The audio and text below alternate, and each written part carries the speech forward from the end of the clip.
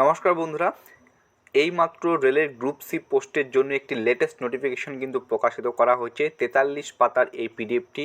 তো কারা আবেদন করতে পারবে? তুমি যদি মাধ্যমিক বা উচ্চ মাধ্যমিক পাশ করে থাকো তাহলে তুমি কি এখানে আবেদন করতে পারবে? বয়স কত রয়েছে সমস্ত কিছু তোমাদের ভিডিওতে বলবো। তো ভিডিওটি অবশ্যই তোমরা শেষ পর্যন্ত দেখার চেষ্টা করবে।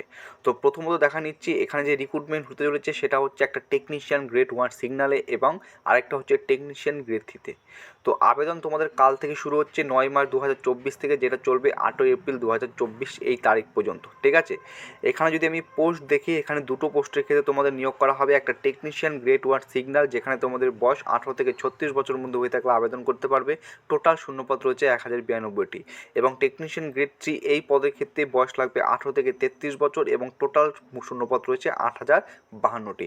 এছাড়াও এসসি এসটি প্রার্থী হয়ে থাকলে 5 বছরের ছাড় এবং ওবিসি প্রার্থী হয়ে থাকলে তুমি এখানে কিন্তু 3 বছরের ছাড় পাবে। এখানে কিন্তু কোভিডের জন্য কিন্তু তোমাদের কিন্তু এখানে 3 বছরের রিল্যাক্সেশন দেওয়া হয়েছে, যেটা কিন্তু এখানে স্পষ্টরূপে উল্লেখিত করা রয়েছে। বাকি সমস্ত কিছু যদি আমরা দেখে নিই, প্রথমে দেখব যে এক্সাম ফি। তো তোমাদের জন্য এটা খুবই দরকার যে এক্সাম ফি কীরূপ হতে চলেছে। তো এক্সাম ফি দেখো, যদি তুমি ইউআর প্রার্থী, ওবিসি প্রার্থী, ইডব্লিউএস প্রার্থী হয়ে থাকো তো 500 টাকা দিতে হবে অ্যাপ্লাই করার সময়। কিন্তু তুমি যদি এক্সামে যখন বসবে তখন সেখান থেকে কিন্তু তোমাকে 400 টাকা রিফান্ড করা হবে। ঠিক আছে, এটা কিন্তু স্পষ্টরূপে উল্লেখিত করা রয়েছে। যখন তুমি সিবিটি কম্পিউটার বেসড টাইপ এক্সামে বসবে তখন তোমাকে 400 টাকা রিফান্ড করা হবে।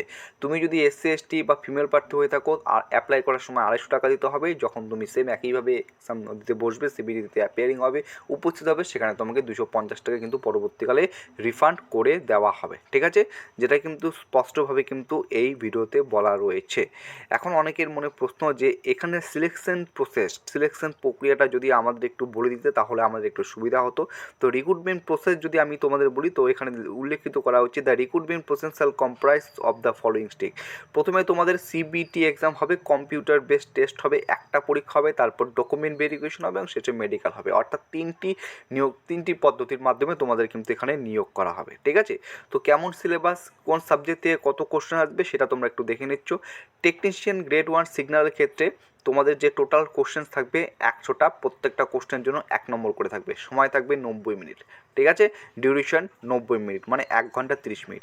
জেনারেল অ্যাওয়ারনেস থেকে 10টি কোশ্চেন আসবে, ইন্টেলিজেন্স বা রিজনিং থেকে আসবে 15টি question, basic of computer application থেকে আসবে 20টি নম্বর, অঙ্কের থেকে 20 নম্বর এবং বেসিক সায়েন্স এবং ইঞ্জিনিয়ারিং থেকে কিন্তু 35টি কোশ্চেন আসবে।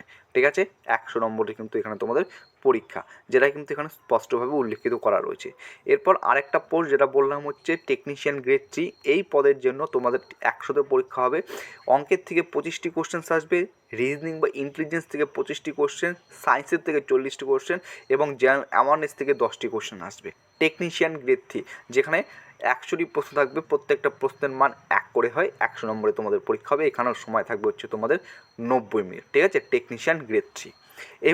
এবার সব থেকে যেটা গুরুত্বপূর্ণ প্রশ্ন, যে কি আমি যদি মাধ্যমিক পাশ করে থাকি বা আমি যদি উচ্চ মাধ্যমিক পাশ করে থাকি তাহলে কি আমি এখানে আবেদন করতে পারবো, যেটা প্রত্যেকের প্রার্থীর মনে প্রশ্ন।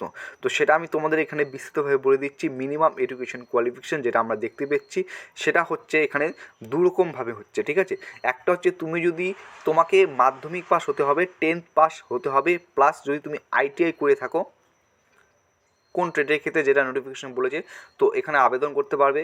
অথবা তুমি যদি উচ্চ মাধ্যমিক পাস করে থাকো এবং উচ্চ মাধ্যমিকে যদি তোমার ফিজিক্স, সায়েন্স, কেমিস্ট্রি থেকে থাকে তাহলে এখানে কিছু কিছু পোস্ট রয়েছে যেখানে তুমি এখানে আবেদন করতে পারবে।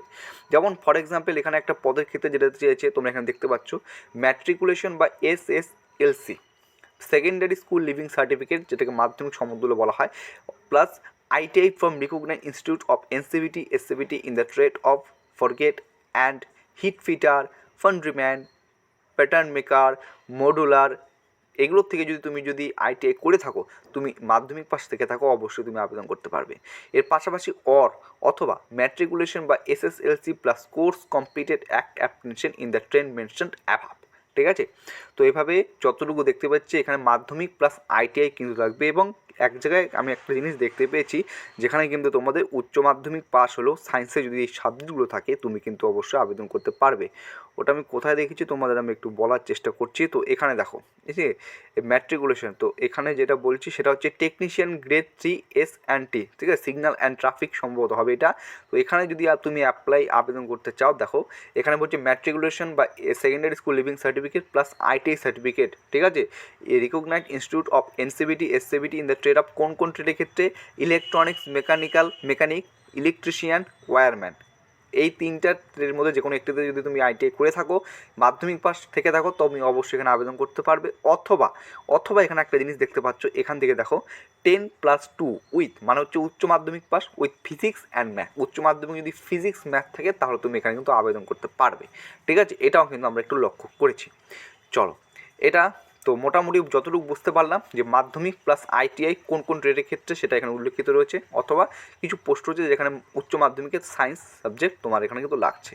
তারপরে এখানে ভাগ করে দেওয়া আছে, তোমাদের দেখতে পাচ্ছ কত শূন্যপদ রয়েছে, খুব সুন্দর করে কিন্তু এখানে উল্লেখিত করা রয়েছে। টোটাল 9144টি শূন্যপদে নিয়োগ করা হচ্ছে। তো কাল থেকে আবেদন শুরু হচ্ছে। তো দেখে নেবে কোন পোস্টে তুমি আবেদন করতে চাও এবং সেই পোস্টের এডুকেশন কোয়ালিফিকেশান কীরূপ লাগবে সেটাও কিন্তু এখানে উল্লেখিত রয়েছে। এই যাও, এখানে কিন্তু সমস্ত কিছু লেখা হচ্ছে, নেম অফ দ্য পোস্ট। যদি তুমি এই টেকনিশিয়ান গ্রেড 3 এই ব্রিজে আবেদন করতে চাও, সেক্ষেত্রে এখানে তোমার কিন্তু এডুকেশন কোয়ালিফিকেশান কী কী লাগবে এখানে উল্লেখিত করা রয়েছে। তো দেখবে নিজের চয়েস মতো কোন পোস্টটাতে আবেদন করতে চাও, ঠিক আছে, কোন পোস্টে কত শূন্যপদ রয়েছে ইন ডিটেলসে নিচেও কিন্তু এখানে উল্লেখিত করা রয়েছে। চলো, এতটুকুই ছিল সংক্ষেপে তোমাদের ভিডিওটা। মূল যে 43 পেজের পিডিএফটা এত বড় বলা যাবে না, অনেক টাইম লেগে যাবে। তো মেন তোমাদের জিনিসগুলো, মেন কি পয়েন্টগুলো তোমাদের সামনে কিন্তু আমি তুলে ধরলাম, ঠিক আছে। চলো, আজকে ভিডিও এতটুকুই ছিল। ভিডিও ভালো লাগলে লাইক করবে। জয় হিন্দ।